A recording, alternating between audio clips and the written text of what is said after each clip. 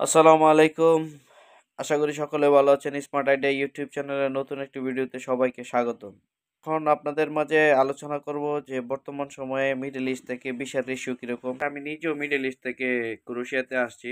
সেই যে বর্তমান সময়ে সৌদি আরব সহ মধ্যপ্রাচ্যের যেগুলো যে কটা দেশ আছে, আপনার সৌদি, কাতার, দুবাই, বাহরাইন, এইসব যে মিডল ইস্টের অর্থাৎ গালফ এশিয়ার যে দেশগুলো আছে সেই দেশগুলো থেকে এখন ভিসার রেশিও অনেক, অনেক হাই রেশিও।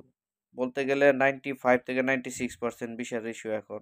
আপনার যদি পারমিট জেনুইন হয়ে থাকে, পেপারস জেনুইন হয়ে থাকে তাহলে ইনশাআল্লাহ ভিসার রেশিও আপনার ভিসা ইনশাআল্লাহ হবে। কারণ এখন বর্তমান সময়ে দেখা যাচ্ছে যে মিডল ইস্ট থেকে আপনার ভিসার রেশিওটা অনেক ভালো। কারণ আপনারা জেনে থাকবেন যে ইউরোপের কোনো দেশ এত ভিসা দিয়েছে কিনা আমার জানা নাই। কারণ ভিসার বন্যা হচ্ছে বলতে গেলে এখন।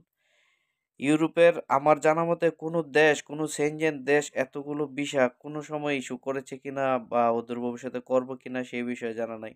তবে যারা মন স্থির করেছেন যে ক্রোয়েশিয়া আসবেন বা ইউরোপের দেশ আপনার স্বপ্নের ইউরোপে আপনি ঢুকবেন, এই মুহূর্তে আপনার হতে পারে যারা মিডল ইস্টে আছেন তাদের জন্য এপ্লাই করার জন্য সবচেয়ে উত্তম সময়।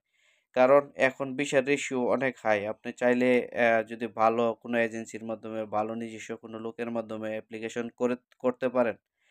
মানে যদি ভালো কোনো মাধ্যমের মধ্যে অ্যাপ্লিকেশন করতে পারেন আর আপনার যদি পারমিটটা জেনুইন হয়ে থাকে তাহলে ইনশাআল্লাহ আপনার ভিসার সম্ভাবনা আছে এখন বর্তমানে 95% ভিসার রেশিও 95 থেকে 96%। আমার জানা মতে ভিসার রেশিও খুবই ভালো।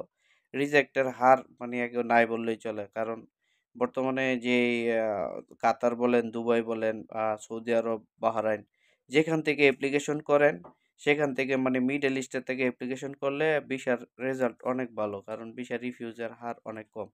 কারণ কতদিন ইউরোপের একটা দেশ কতদিন ভিসা দিবে বা কতদিন ভিসার আ চালু রাখবে এটা আসলে কোনো দেশ হঠাৎ করে মনে করেন আপনার ভিসা বন্ধ করে দিতে পারে। তাই সময় সুযোগ থাকতে যদি আপনারা অ্যাপ্লিকেশন করেন ইনশাআল্লাহ আপনাদের কাঙ্ক্ষিত যেই ইউরোপের যে স্বপ্ন ইনশাআল্লাহ পূরণ হওয়ার সম্ভাবনা আছে। কারণ ইউরোপের যেকোনো দেশ যখন ভিসা দিতে থাকে আবার ভিসা যখন বন্ধ করে দেয় তখন হুট করে বন্ধ করে দেয়।